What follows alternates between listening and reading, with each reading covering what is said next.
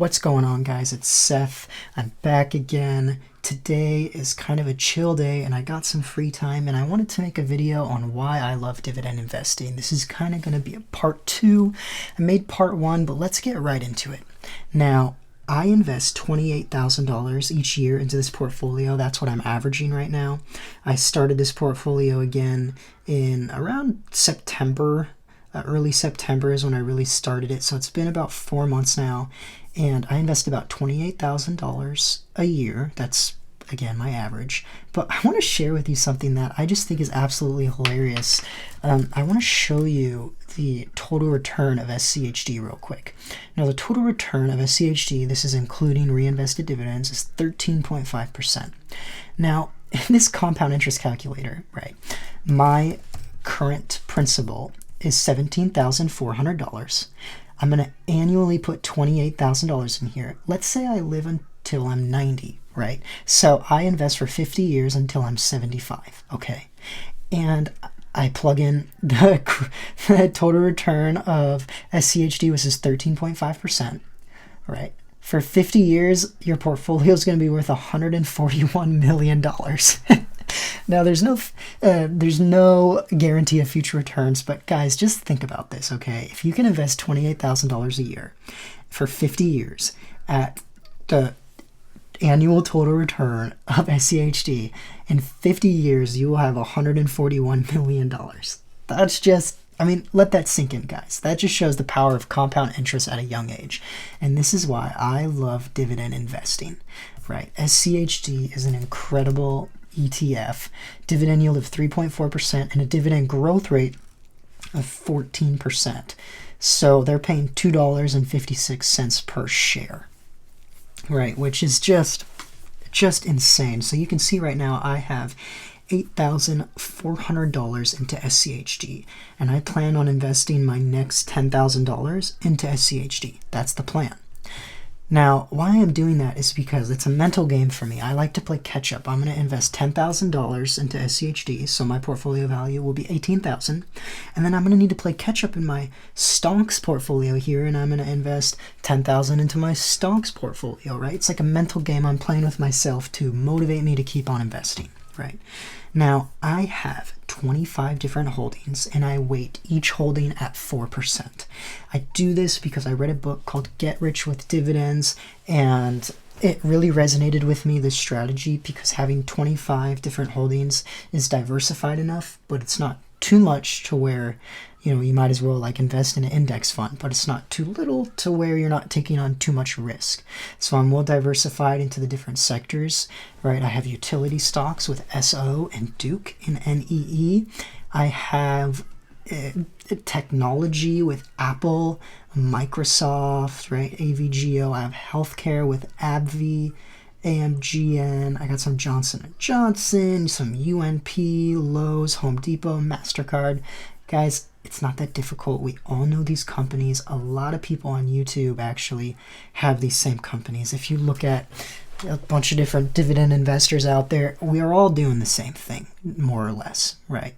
We're all doing the same thing. And I have Joseph Carlson to thank for kind of introducing me to dividend investing, right? I first learned about mutual funds, and then I got recommended one of his videos, and it was on dividend investing. And ever since then, I have absolutely fallen in love with dividend investing. I think it is the safest way to invest, right? I think that obviously nothing is certain in the future, but for me, it keeps me motivated when I see those dividends come in. Something I've had to learn over time is it's not quick. It's very slow. This is a slow path to wealth. And you're not going to get rich quick doing this. It takes a lot of grit, a lot of grind, and you have to be consistent with it, and you have to learn patience. And that's something that I'm not good at, but this has taught me how to do that because I see the potential that this investing strategy has, especially because I'm 25. I have a very long time for compound interest to do its job, right?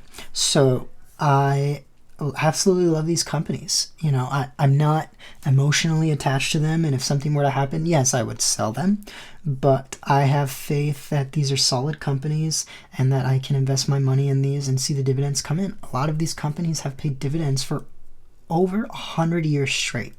I mean, Procter & Gamble, one of my favorites, has paid dividends for 132 years straight, right? It's just, it's something else. And another cool thing that Simply Safe Dividends has is they have a recession return section. So you can see in 07 to 09, right, the S&P 500 was down 55%, but Procter & Gamble was only down 36%, so it beat S&P 500. And it's really cool. You can see the companies that did better, right? You can see the recession return for McDonald's is only minus 3%. In the last 20 years, its dividend growth rate has been 17%, right?